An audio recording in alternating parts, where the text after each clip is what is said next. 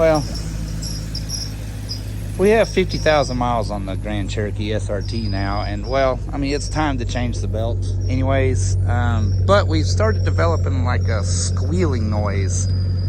And at first I thought it was the belt because, you know, the serpentine belts, they start getting hard and dried out and they start squeaking. But actually, I suspect we may have an idler or a tensioner going out on it. So we're gonna get the belt off of it and we're gonna see if we can't figure out what's causing that high-pitched squeal.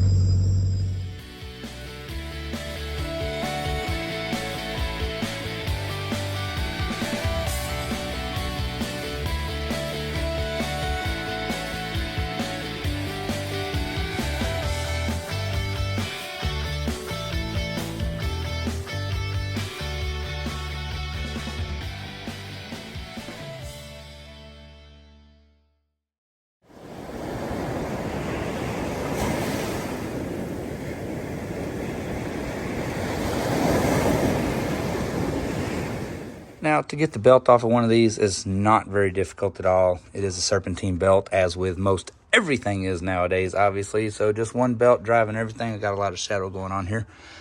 Anyway, we're going to get the belt off of here. I thought that maybe one day I'd heard where I thought an idler pulley was going out or something like that. And it just started making like a squeaking noise. But it's progressively gotten worse now. So I'm going to go ahead and get it checked out and see what the deal is.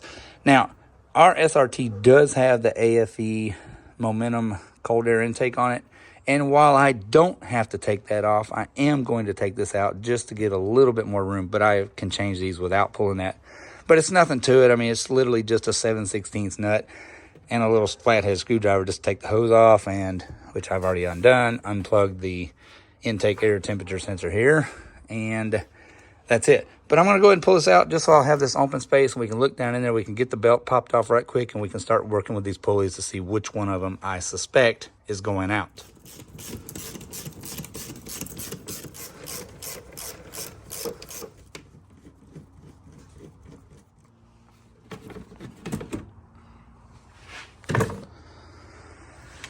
There, just a little better access down in there to get to the tensioner so we can release the belt.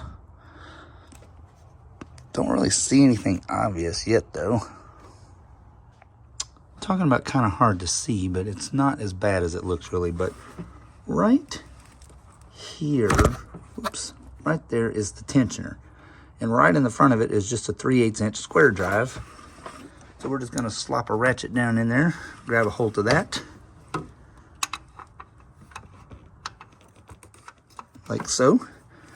And we are just going to push down on it. And it doesn't really matter which pulley we release the belt off of. It doesn't really, it's just totally irrelevant. But we're going to grab the one that's right up here by us. Pop the belt off right quick. Just like that. And then we're going to release the tensioner. Careful not to catch our hand in between that sucker, because it is tightly loaded with that spring. Anyway, we got the belt loose just like that. We're going to get it all off and we'll start checking all these pulleys out. Alright, so after getting the belt off and grabbing a hold of all the pulleys here and spinning them, air conditioning compressor, just an idler, the tensioner down here, I can't really see it, but tensioner feels good. I was completely wrong in my assumption. What it actually is that dude right there. This is the water pump. I don't know if you can see that or not, but the water pump is bad. Can't hardly even turn the pulley. When it does turn, it makes a real bad popping noise. So that's a game changer for today. But nevertheless, it's bad. Well, we're just gonna have to change the darn thing. Doesn't look too god-awfully bad to change, honestly and truthfully. So we'll go to town and see if one of our local auto parts stores can, if they have one, or they can get us one ordered. But if not, well, like I say, I was wrong. Water pump's bad. Man, that sucks. Well, we'll get the coolant drained. We'll get the upper hose off here. Heater hoses. Got some sensors here to unplug. and we will start making our way in there to that dude. It's really doesn't look too bad, actually. I mean, the water pump's just, it's right here, famous last words. But the tensioner comes off with it, and of course our lower hose is down in there too, but it doesn't look too bad. We'll get it all figured out here. All right, so it was never meant to be a how-to video. There's plenty of those on YouTube. Just, I'm going to tell you the things that I found while I'm doing this. So far, it has not been tricky at all, literally. We got the upper radiator hose off, so don't need that anymore. Right here was the outlet for the water pump. All right, so we just took that off. It's just 2 13 millimeters. We went ahead and pulled the lower radiator hose off. I just tucked it right back here out of the way. There was a heater hose right here. Popped that off. And again, just tucked it right over here out of the way. It sits right up here by the dipstick. Just perfect, holds it. I went ahead and pulled the tensioner off, which is right here. Just one 16 millimeter bolt. Pulled that off. Went ahead and pulled the idler pulley that was right here. It looks pretty much like this one. That is right here. That was just a 13 millimeter. Got that off. There was a water, I'm assuming the water temperature sensor that goes right in here. It's right there. We got that unplugged and went ahead and pulled it out because there is a little bit of a tricky spot behind it to get to.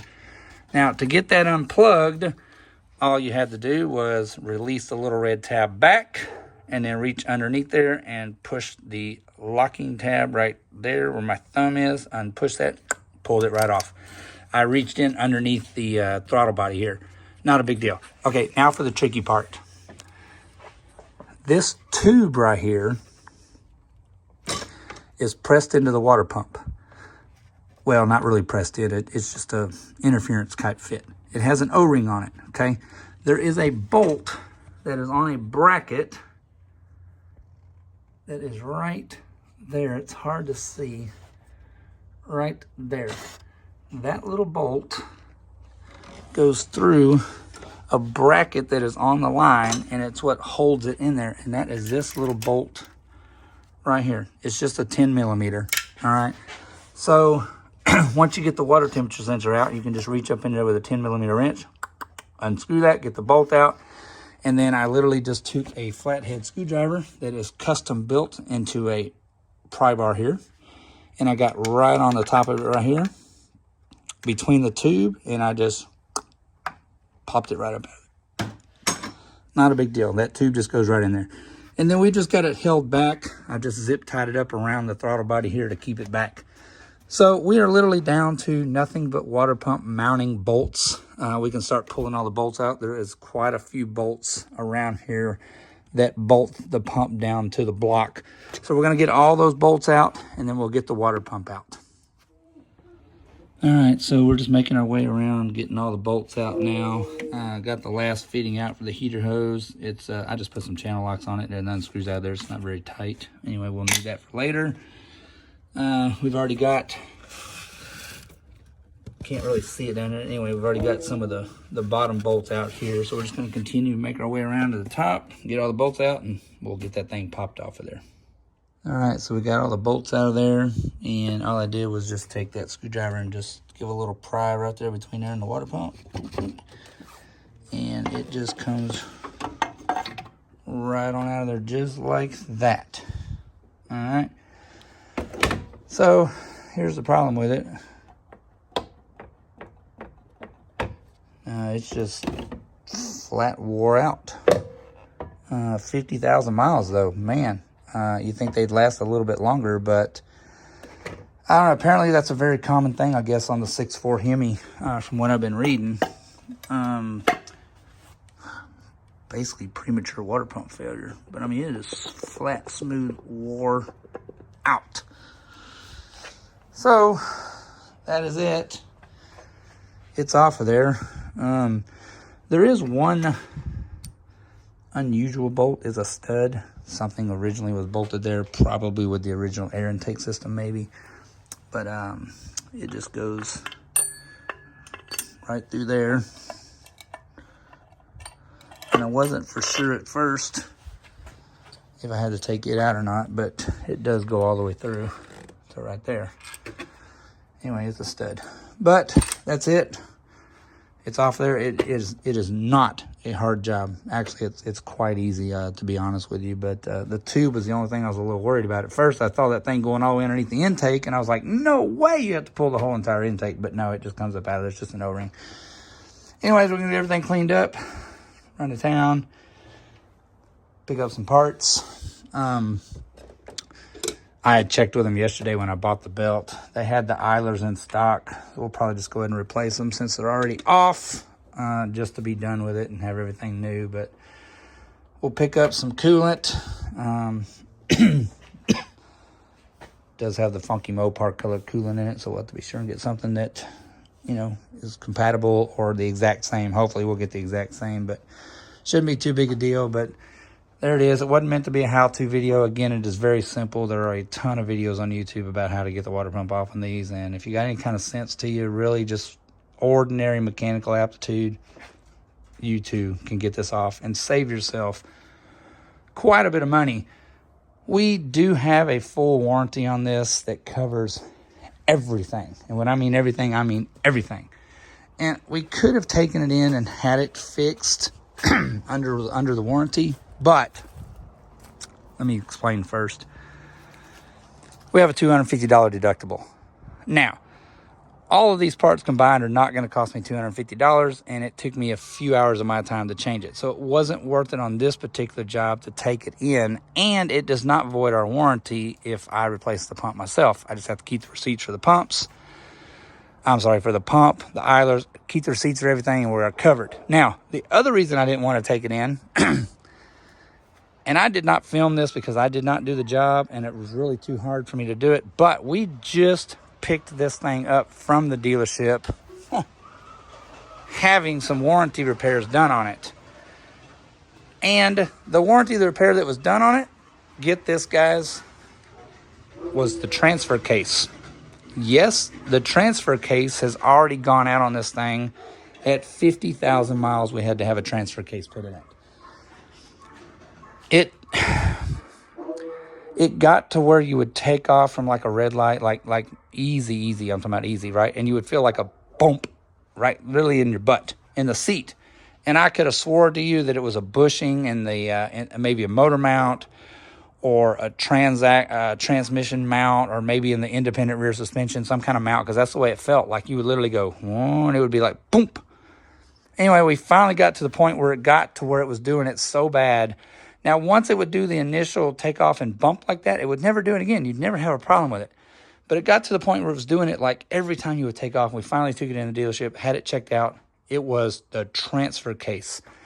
Between the input shaft and the output shaft going to the front and rear, there was like tons of slop in them. I mean, it would move side to side for the shaft coming to the front. Could not believe it. Anyways, we had that fixed at our local Jeep dealer. Again, we had a $250 deductible.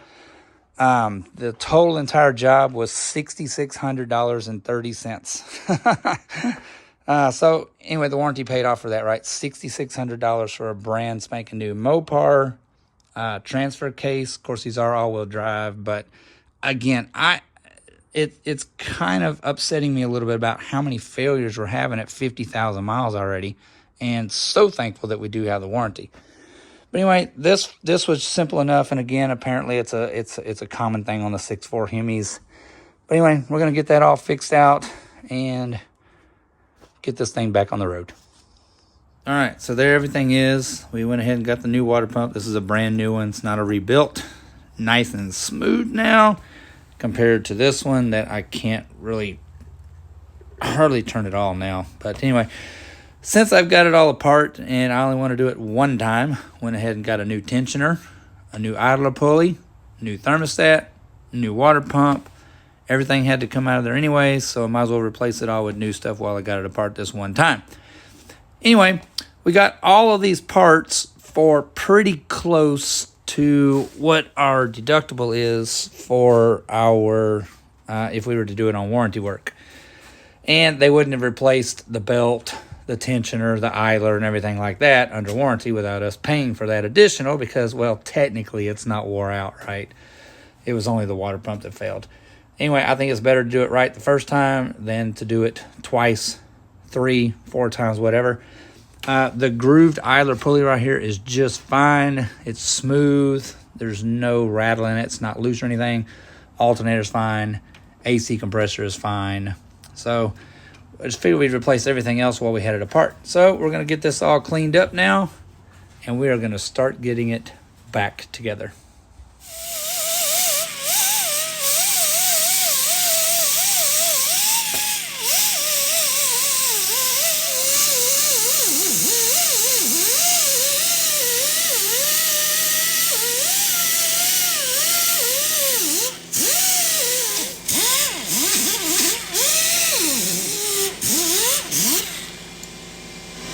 All right, that is all aluminum. That is a very, very soft disc. You have to be extremely careful. If you use a too hard of a disc or too coarse of a disc, that is aluminum. That dude will take that aluminum off. So you just have to be really careful when you clean those up and use the right kind of disc. All right, so we got the surface all cleaned up. Here's our new water pump. The new water pump comes with the new O-ring seal. Do not use red RTV, black RTV, gray, white, whatever color you think RTV is out there, do not use it on that O-ring. That is an O-ring seal. It needs no silicone. The only thing that we put on that was a little bit of actual O-ring lube. We put in the grooves there to just help hold the O-ring in there. All right, do not use any kind of silicone sealant on this. It's an O-ring seal. It will do you absolutely no good. All right. So we're going to go ahead and get our water pump stuck back up in there, start getting all the bolts in it, and get that dude tightened back up.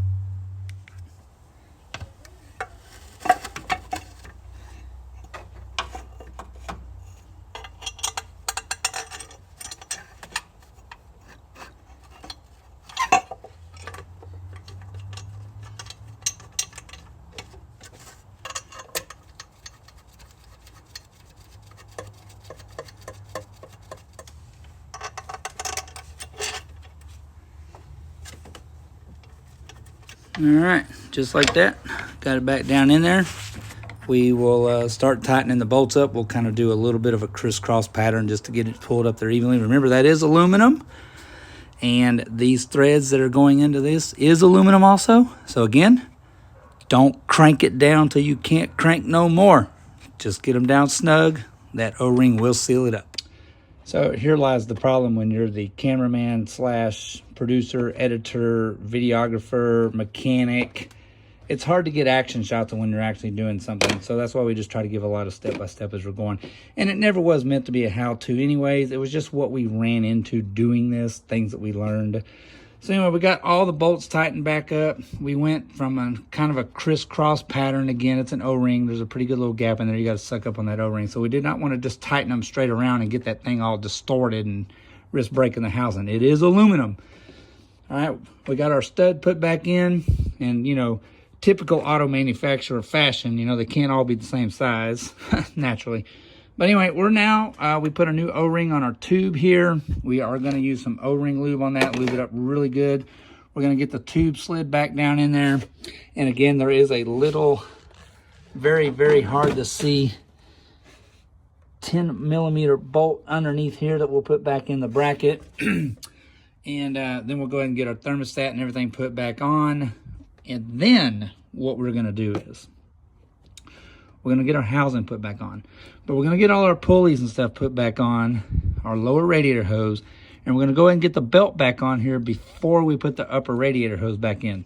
A lot more room to work with right here. Not that we can't. We might as well use the room while we have it, right?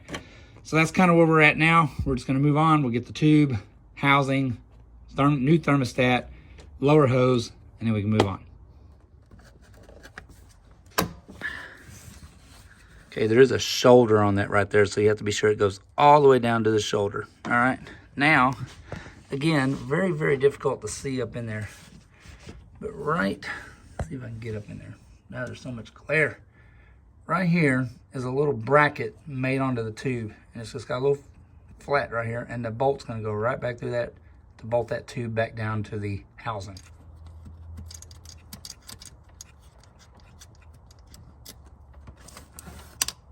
Just like that. Don't forget to tighten it up. All right, also don't forget that we got to put our heater hose fitting back in there, which our water pump that we bought had a plug in it.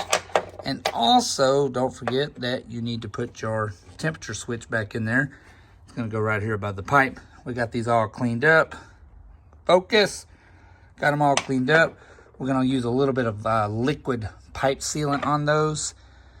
I'd rather use the liquid on this. Again, it's aluminum. And be careful when you put those back in there. You do not want to bury the threads in there. You will split that housing. It's a lot of force.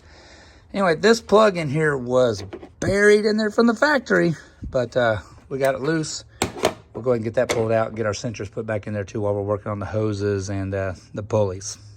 So we're just going to use a little bit of Swedge Lock liquid pipe sealant here with PTFE in it. The PTFE acts as a really good lubricant. And since this is aluminum, we don't want those to galled up. Just going to put a little bit of the thread sealant. See, again, we got dissimilar metals here. We got a brass fitting going into aluminum. Corrosion will start. This stuff acts really good to help keep corrosion. And it won't dry hard, like brittle hard, like the factory sealant does. It'll set up really good. It's just really firm, like a putty almost. So it really fills in the threads, and it just helps prevent leaks. Just like that. Doesn't take much. You don't have to paint the thing. You're just trying to give it a little light coating. We'll get them all put back in there. All right, we'll get those all snugged up. Move on. All right, just snug, not buried. Get our new tensioner and our new idler pulleys put on. And don't forget, there is a little dowel pin right there that simply lines up with the hole so that it centers it correctly. Then you just snug it up. And, well, just in case you decide to drop your ratchet all the way down in the bottom there, like I just did, a nice magnet. Alrighty, as you can see there, let me drop this light down in here. The thing that's always in the way no matter what you do. Got our sensor put back in there, plugged back on. No big deal, just snaps back on there. Be sure and push the red lock and tab. We got our new belt put on there. It is a lot easier with this upper hose out of the way. Is the only reason we went ahead and did it. Now, our lower radiator hose is back on. All right, we got our new idlers, our new tensioner here. Everything is back on there. Now, don't fret if you forget how the belt goes. There are plenty of diagrams online that will help you get it routed back. But be careful, as it only goes one way, to be sure you drive all the accessories correct. I'll tell you a real easy rule of thumb to start out with, just in case you forget and you want to try to figure it out, is, let me get down in here. No matter what your belt routing is, it is always going to nearly fully encompass the lower pulley for the engine drive, right? Right here, our harmonic balancer. Whoops. Like, always in the way no matter what you do, right? Okay, anyways, they are always going to almost go all the way around that pulley. Why? Well, that's your main drive, right? That's where all the torque comes from. So you want to be sure that belt is wrapped mostly around that pulley for maximum grip. It's just a good rule of thumb to start out with, just in case you forget. But anyway, like I said, there are plenty of diagrams online that will help you if you forget how it goes on. All right, moving on. We are going to go ahead and get our thermostat put back in, our top hose stuck back on here, and we're pretty close to being done. The only thing we really lack is just those couple items, the top hose, get our cold air intake back in there, and we can fill it all back up, crank it up, and be done with the squeaky. But anyway, like I said, we're going to move on. Get these hoses stuck back on there where they're supposed to be. Get our thermostat put back in there. A drop light. I'm telling you, it's always in the way no matter what you do, and it's never in the right spot, right? Anyway, I wanted to mention one other thing right quick. Let's talk about thermostats. All right, if you look online, there are plenty of aftermarket performance parts accessories for these 6.4 HEMIs. You're going to see a lot of aftermarket thermostats. They change the temperature operating range of it. For me, this is not a race car. It's not a race SUV. This is our daily driver. We're going to put a factory Mopar thermostat back in it. Why? That's the way it came. If I was doing all out kind of performance and tuning and long tube headers and all kinds of God knows what other stuff, I might go to a different range on the thermostat. You know, a little cooler, help with detonation, whatever. But again, this is our daily driver, so there's no reason for us to go with anything aftermarket. We're just going to put a factory Mopar 6.4 HEMI thermostat back in it.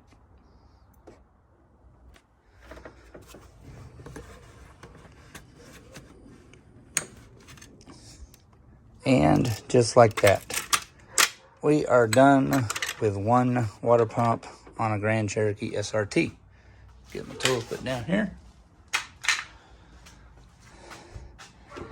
So there it is. Got our upper hose back on for our heater, upper radiator hose.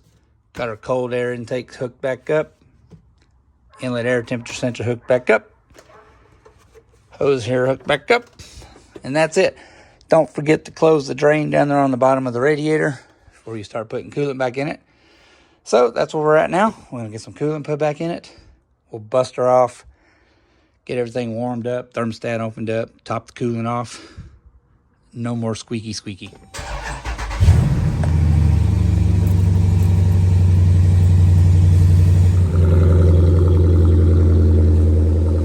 All of the squeaky squeaky is gone. Got the coolant topped off here. Much better. Much better. Not a bad job, guys. Really and truly, overall, right? If it wasn't for honestly trying to film it to show everybody what we went through, about an hour.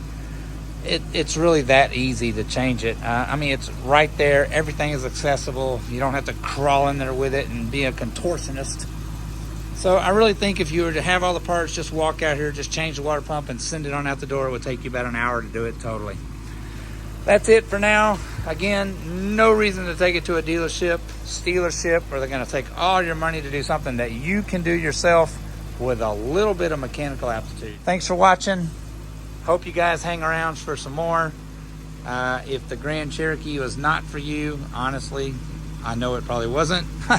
There's plenty more to come. We got a lot of motorhome stuff coming up. There's some more off-roading stuff. We got some repairs to do on my Wrangler out there after our last escapade.